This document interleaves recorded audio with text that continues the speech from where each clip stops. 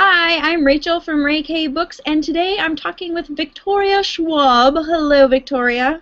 Hi there, Rachel. Hello. So, we are promoting the Archive series. Can you please give us a synopsis? Absolutely. The Archive series is essentially about a library where the dead are shelved like books, and about the teenage girl whose job it is to hunt down the ones that wake before they escape into the real world and cause some massive damage. And The Unbound, which is the sequel, just came out in January. And then we are going to start with a Twitter question. The first one is from Simi, and she says, what was your inspiration for Vicious and the Archive series? Okay. Well, Vicious, just to give some background, is my first adult book, and it follows supervillains. It's pretty much the easiest way to put it. It is about two pre-med students who discover that the key to superpowers are near-death experiences. So they set out to manufacture their own powers by basically controlling their own suicides. And That's that pretty one. hardcore. I just really, really love villains. I love Magneto. I love the villain with his own narrative, and so it's a book completely about villains. It's a book where it really looks at the idea of what happens when you give real people superpowers, because I don't think they automatically become superheroes. So they just basically become real people with superpowers, and they're horribly, horribly flawed. And then the Archive series came from a super morbid place, which is basically that when I think about death, the thing that scares me most is the idea that you spend your entire life living and experiencing things and amassing knowledge and life, and that it could all just cease to exist. And so for me, the most comforting notion was one in which you had a place where it was kept safe. And so what you have is this archive, this repository of the dead, where a doppelganger, a version of your life in its entirety is kept safe, and it's kept safe in a body instead of a book, and bodies wake up. So, do you believe in the afterlife? Like, what do you believe when people die? I mean, I don't know. Like, I love the idea of an archive. I personally am more of a reincarnation person, so this is my I mean, this is my version if there were to be like a static place of an afterlife. I don't necessarily subscribe to that notion, but yeah. Katie says, I want all of my Victoria Schwab books signed before you move across the universe. Are you going on tour anytime in the near or distant future?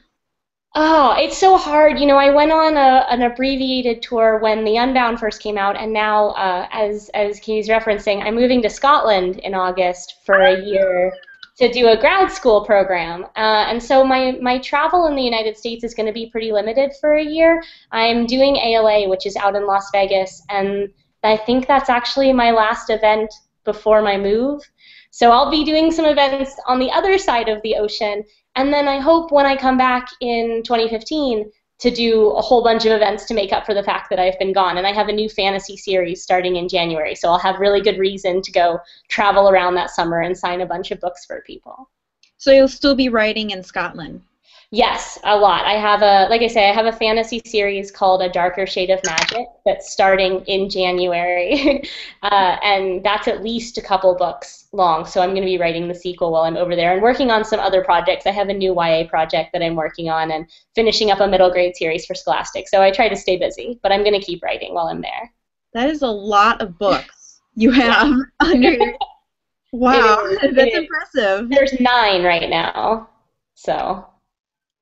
Okay, so the next question is from Sarah Brown. Yeah. And she says, what would be your dream cast for the Vicious movie?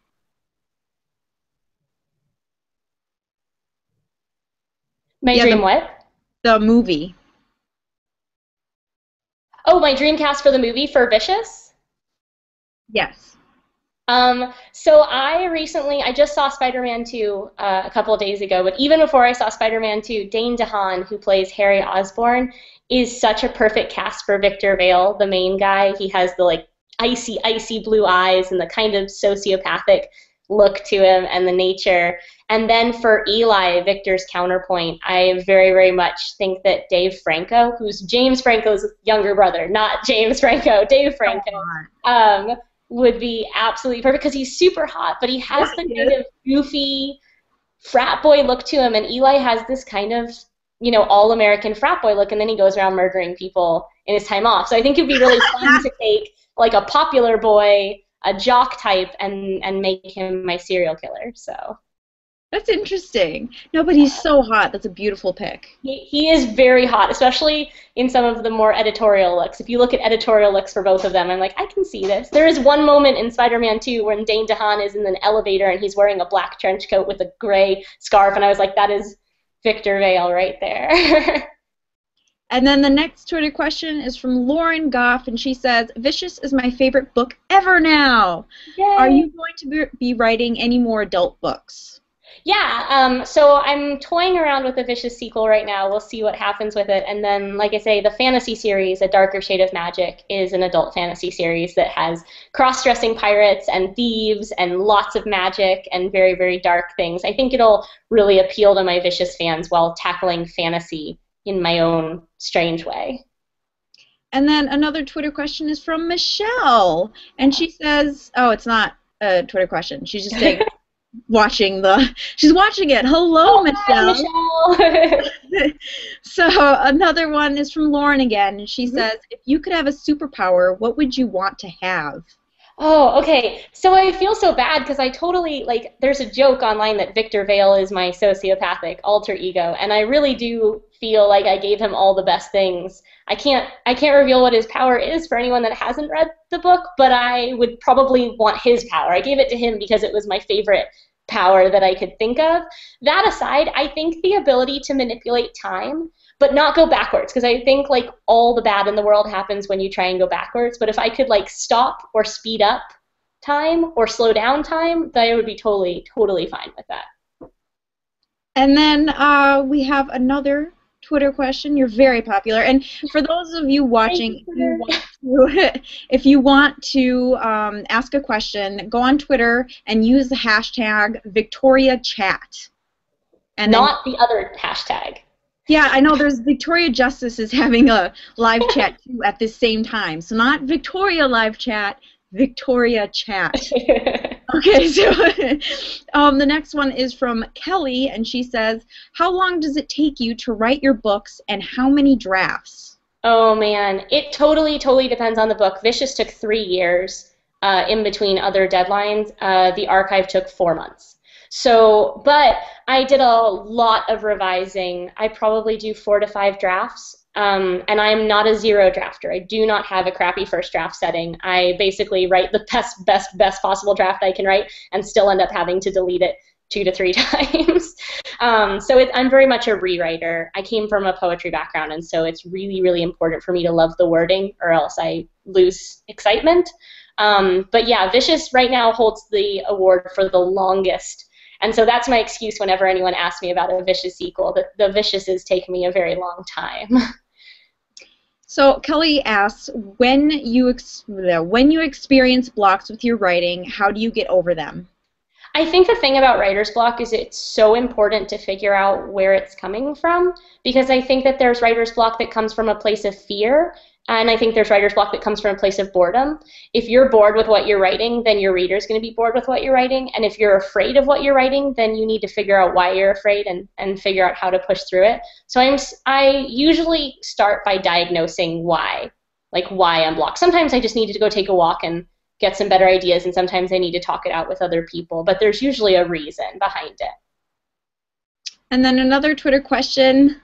It's a really great question. It's from Celia, and she says, how are you so awesome and adorable? I have no idea. My parents would tell you that I'm not.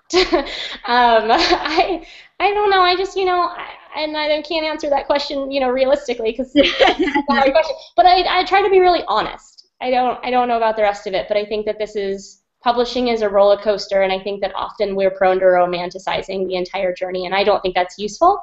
So I have really, really high highs, and I have really low lows, and I think that's the kind of comes with any creative endeavor, and so I just try to be really honest about that. So I'm glad that people like that, though. So if you had to choose, which writer would you consider a mentor? That's hard, because there's, it's hard to go out and like, I think mentor is a difficult word. There are so many writers that inspire me and that push me and that make me want to be better. I want Holly Black's world building. I want Laini Taylor's writing style. I think that I really, really look up to Neil Gaiman as a writer. I look up from when I was much, much younger. I look up to the way that he is able to write regardless of form. He has poems and he has short stories and he has novels and he has screenplays and he has episodes, and they all have a Neil Gaiman-ness about him, like about them. And I think that he said something, and it's a privileged thing to be able to say, but I still hold on to it, which he said at one point that the only thing he wanted his books to have in common was his name on the cover.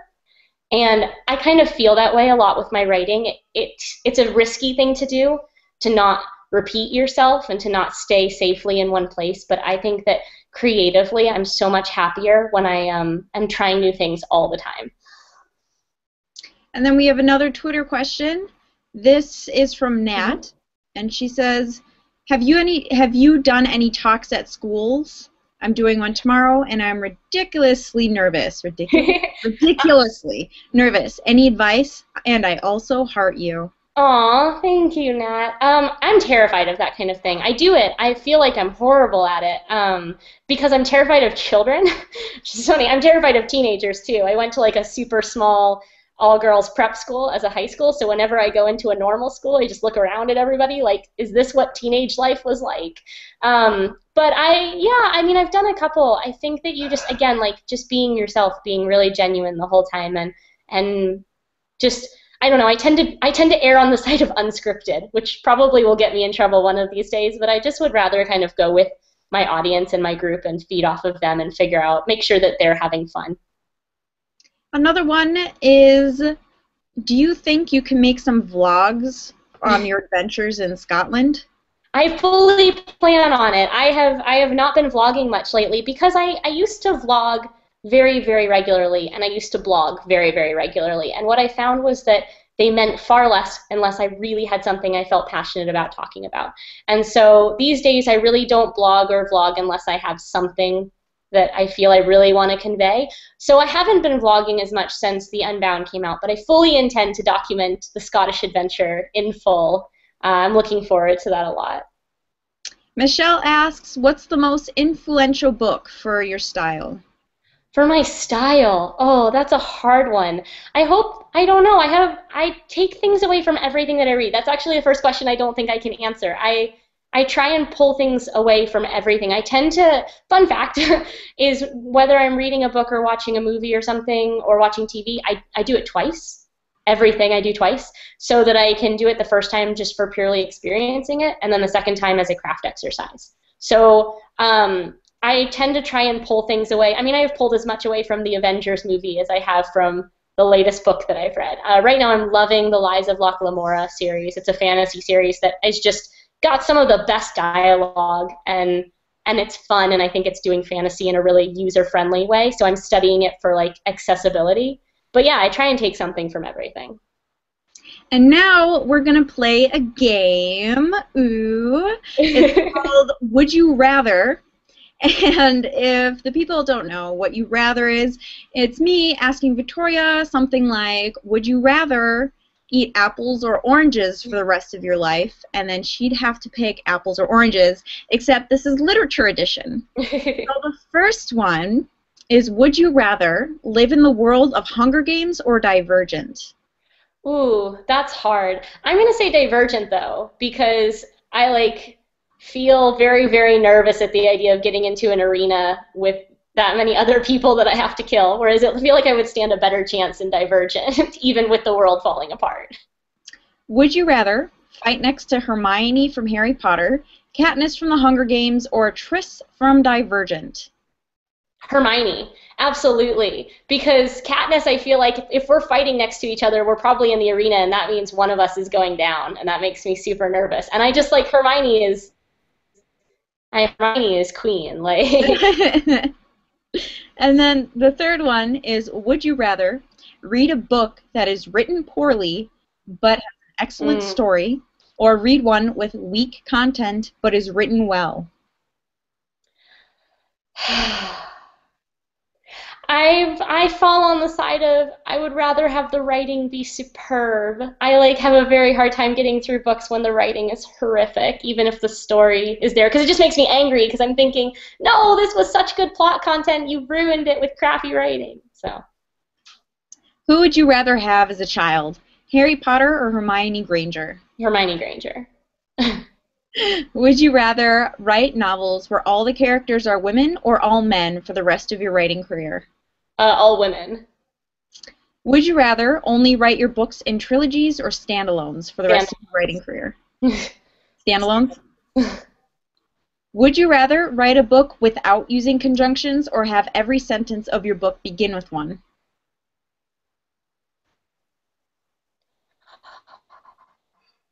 Without conjunctions. Would you rather write a plot twist you hated or write a character you hated? Plot twist. I can't do it if I hate the characters.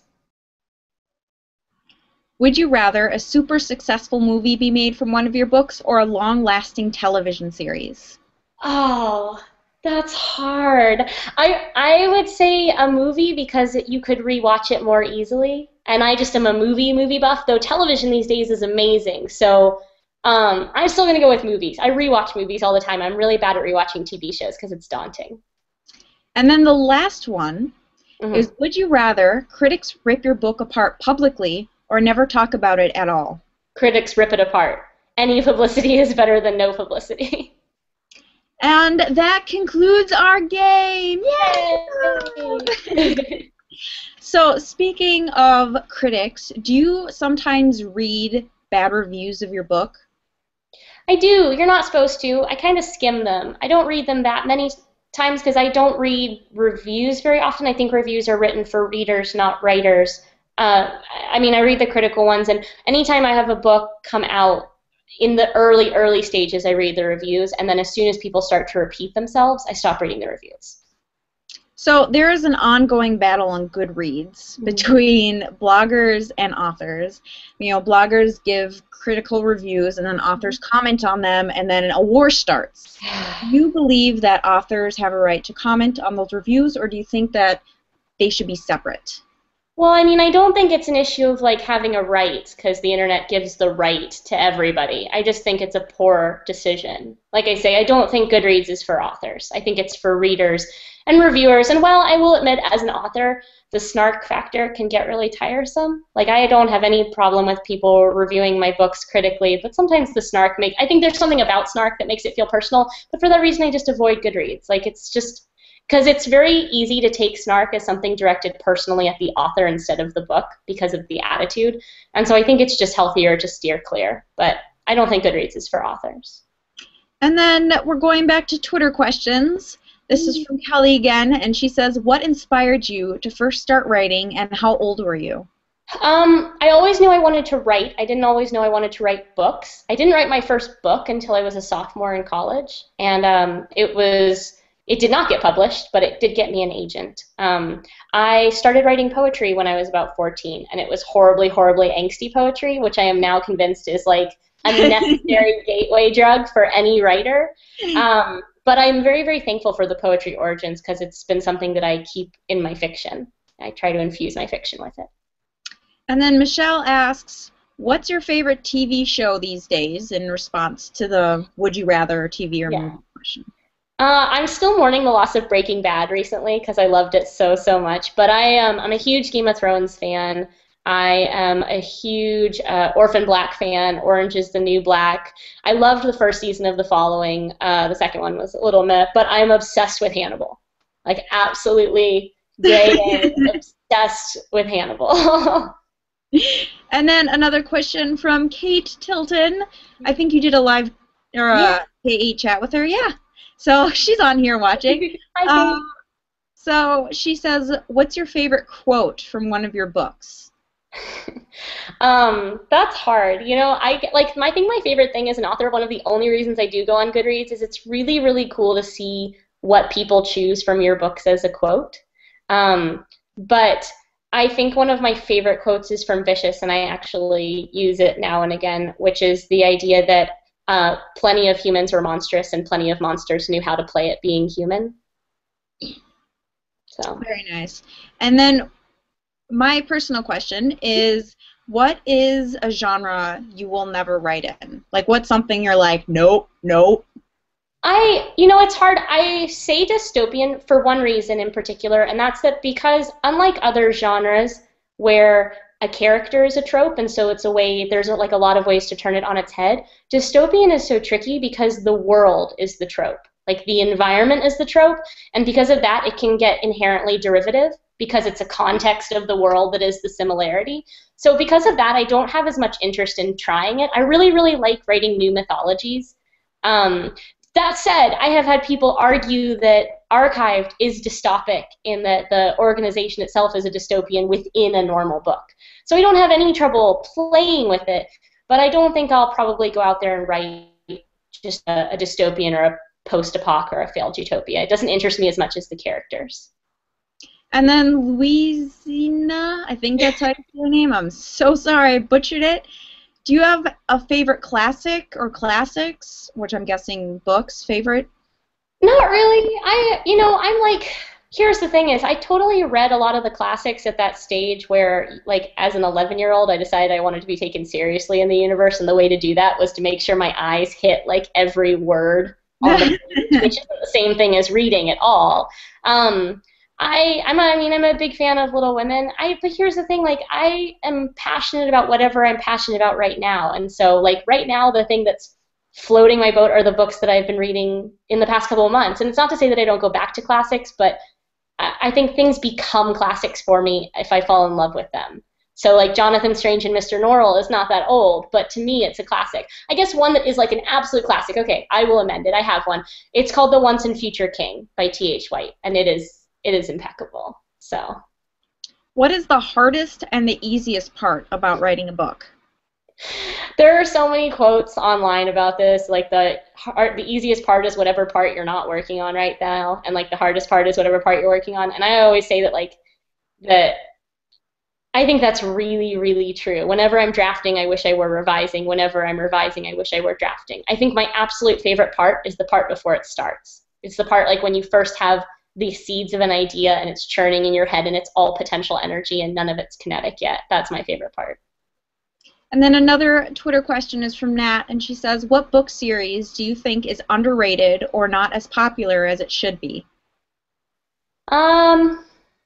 This is hard. I feel like such a follower because right now, like the things I'm loving are getting some love. Like I'm a huge fan of Laini Taylor. I'm a huge fan of Laini Taylor. I'm a huge fan of Leigh Bardugo, both on the YA side, and their series are getting so much love, and it makes me happy though. And then I'm just like touting the Gentleman Bastard series, the Lies of Locke Lamora series by Scott Lynch. I'm touting it all across the internet right now because I love it so much. So even though it's super popular in adult genre, I want it to be super popular everywhere because it's fabulous. And then Kate asks, what is one place you have not visited yet that you'd like to visit?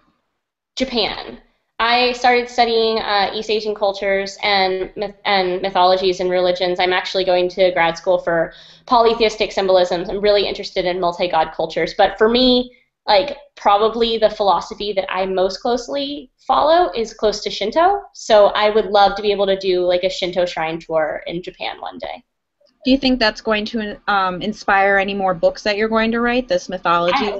I hope so. I mean, that's my goal. Everywhere I go and everything I learn, I think kind of gets in the back of my head a little bit, stirs the pot. So what do you think of trailers for books? I think they're cool when they're done well. I don't know. I only have one. I have one for Vicious for my adult book, and I'm obsessed with it, like unabashedly obsessed with the trailer for that. The tour had it made, and I think it's just one of the coolest things I've ever seen. But I mean, I don't know how much it does to sell a book. I think it has to be really quirky or really out there. I'm certainly not averse to them, but I've never had a trailer make me go buy a book. And then the next 3 questions are team questions. Okay. The first one, are you team Edward or Jacob from Twilight? Yeah, well, I know what it's from. Other people don't know what it's from. I was gonna say, I'm probably okay. I'm like team book Edward. I just thought like you couldn't make people look any uglier in the movies than they managed to. So Edward's really cooler in the books to me. I mean, here, like, I devour those books in college, but yeah, I was Team Edward, but not Pattinson Edward. And then number 2, Team Gale or Peeta from the Hunger Games. Team PETA. And 3, Team Simon or Jace from the Mortal Instruments. I'm like I'm like Team Sebastian, which makes me a horrible person. But I'm just like infatuated with inner demons and stuff. So probably much to my own like self-loathing, I am Team Jace because I love his snarky attitude and writing. And then, since all of those were books turned movies, what's your favorite book turned movie? I think The Hunger Games is doing an incredible job of translation, actually. I think that as a series is probably one of the coolest. I know I'm a huge fan of the Harry Potter movies, but I like them as fan candy. I think that they are a gift to fans, whereas I actually think that the Hunger Games movies, I have friends and family who've never read the books and love those movies, so I think their translation power is incredible. And then Lauren from Twitter asks, if you could meet one of your characters, who would you choose? It's a tie between Wesley Ayers and Victor Vale. I want to be Victor Vale's friend from Vicious, but I'm pretty sure he doesn't want me as his friend. He doesn't want anyone as his friend. But I think that I would want to meet Victor probably. But either Victor or Wesley. Wesley is the boy from the Archived, and I like him a lot. So he's my nod to the Princess Bride. He's my nod to the Black Mask Dread Pirate Roberts of the Princess Bride. So. And then Kate asks, what is the favorite thing you've ever designed? Art, not book. Are you an artist? Yeah, I have a degree in design, and because of that, I design all of my website, my swag, everything like that. And for Vicious, there are a set of trading cards that I am very, very proud of that have each of the 4 main superpowered characters and the quote from them on the back. And I have my own trading card as well, and my editor has her own trading card as well. So I am hoping that if I get to make more Viciouses, that the trading card pack expands. And that concludes our chat, and I'm now going to talk about the giveaway. Victoria is giving away either the Archived, Unbound, or Vicious, so whichever one you want. This is USA only. And in order to win, you have to do one of two things, whatever.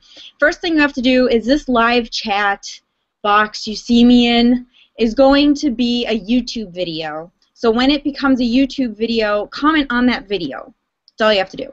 Number 2 is extra points, but optional, because not everybody has Twitter, and that is to follow Victoria on Twitter, and then I will put her username in the description when I can.